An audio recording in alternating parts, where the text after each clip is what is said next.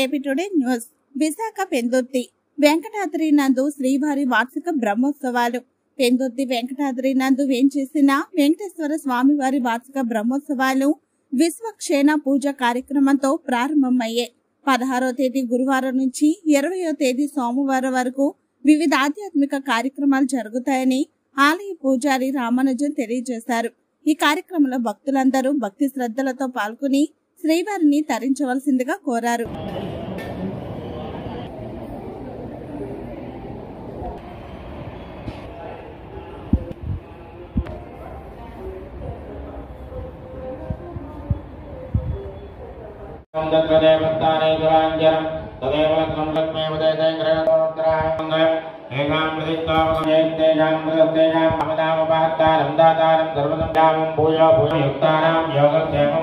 श्री लक्ष्मी नारायणाभ्यां नमः। सर्वदेवतेभ्यो नमः।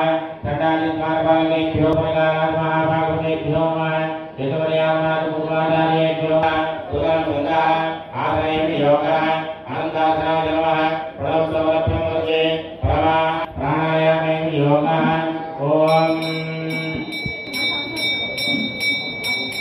श्री भगवताज्ञया भगवत्कर्या प्राज्ञया प्रभवमानस्य अच्युतब्रह्मणः द्वितीयपरात्मे स्वेदवराहने भगवतस्य प्रतिगणे देवोपस्थितपाले आश्रये कोणे आन्ध्रदेशे गंगाश्री वेंकटेश्वर स्वामिनिधौ अष्टवर्तमानं व्याहारिणान्तरमाणं श्री भोजनामन्तरे पुत्रानिष्ठाय अस्यां भोजनौ श्रीमान् श्रीमदः अद्वैवानस्य अतिथि देवनारायण रामाचार्य स्वामिनः श्रीवास्य श्रीमान् श्रीमदः मंत्रस्य वसुतो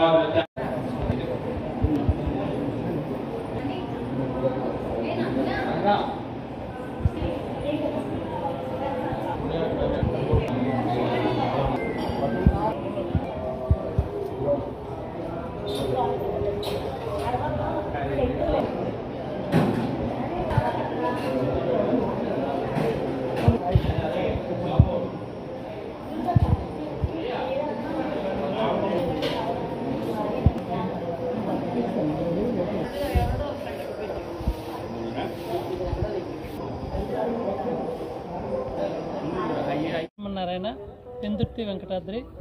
మన వెంకటాద్రిపై ఈ రోజు నుంచి కూడా పాంచాంగిక దీక్షతో బ్రహ్మోత్సవం కార్యక్రమాన్ని నిర్వహించుకోవడం జరుగుతుంది.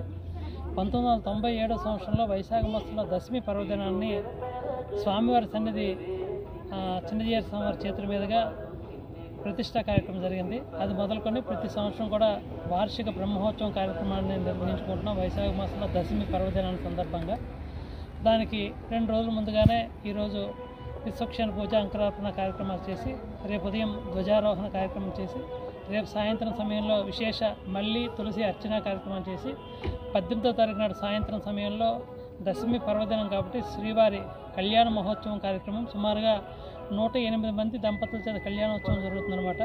19వ తారీఖు నాడు శ్రీవారి తిరువేదోత్సవం జరుగుతుంది.